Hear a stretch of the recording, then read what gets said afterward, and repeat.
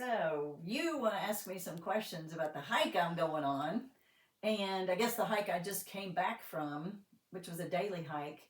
So the thoughts about this video today are basically on, I'm 65 years old and I'm trying to go on a hike, a 7-day hike in the Sierra Nevada around Emerald Lake. And it's called the Lollipop Loop. So you go up and you make a loop around the lake, I think is what we're going to do. You kind of go up straight and come back a little bit, then make the loop around and then come back down to where you started. So we're going to do a 7-day hike. We're going to leave on a Sunday morning and come back on a Saturday evening. And I'm really excited. I haven't hiked and backpacked, so I have to take a backpack. And I haven't taken, have not hiked probably since in my 30s when I was in college. So anyway, I'm going to be with my family. I'm going to be with my sister and her husband and my nephews, and my sister's husband's son and his girlfriend and a couple other people. But anyway, so this is all the things I've had to think about. So we started this plan in January, and this is June, maybe early February. Probably January is when I talked to my sister about it, and I knew that I had to train because I needed to be ready and not hurt myself, and I also wanted to make sure I didn't put anybody in danger.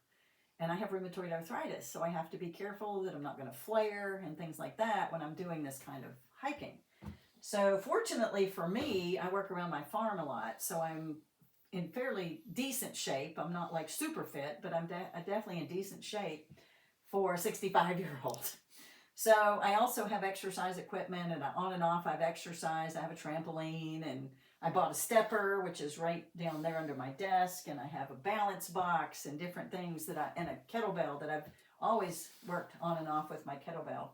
So I actually went to Massachusetts and hiked for 7 days to make sure that I could do it. And we hiked, we did walks in the neighborhood first with the backpack on.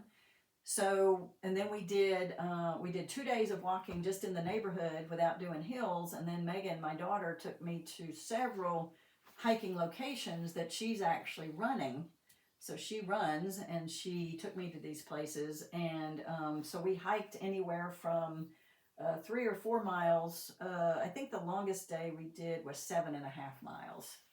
And our longest day and I didn't wear a pack on the very long day, but we did a really hard hike where I was scrambling over rocks.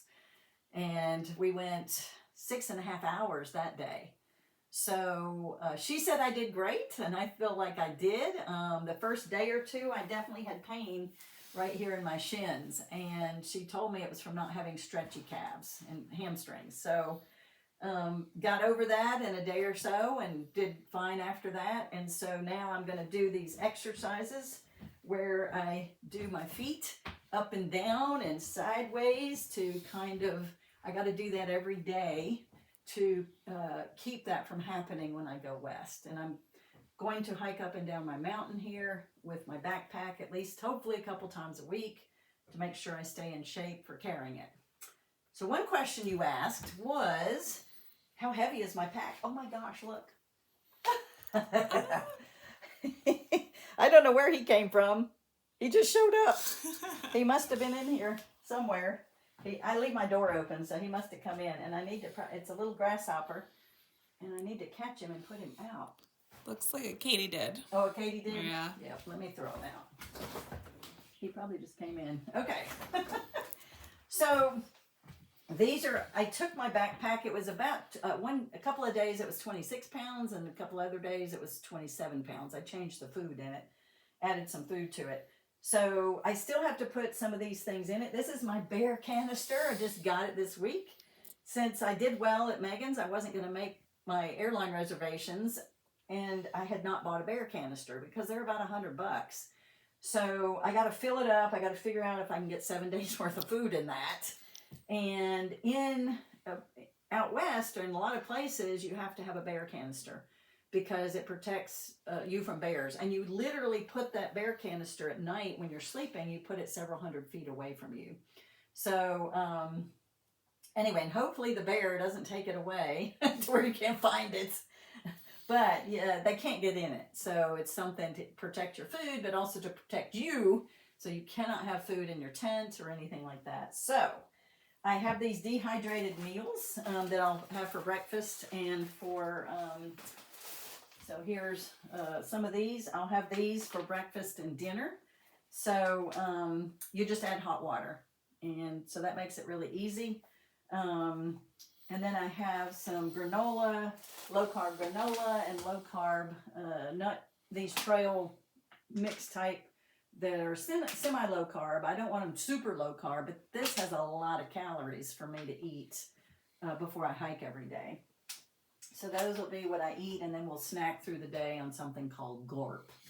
So I have some gorp I've made up of raw nuts and some little pieces of chocolate and a few other things in the gorp, a couple other things.